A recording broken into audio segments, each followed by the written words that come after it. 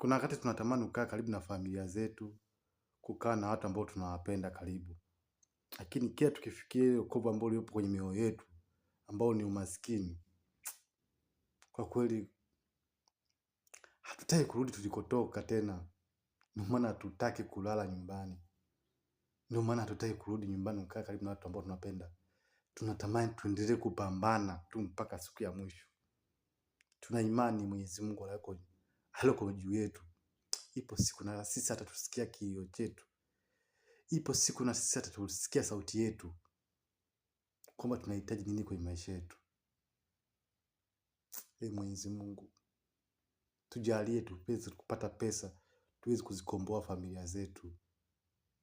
Hatujasoma sawa, hatuna fani lakini tuna nguvu ya kufanya kazi na kuipambania familia yetu. Mwenyezi Mungu tujalie afya njema.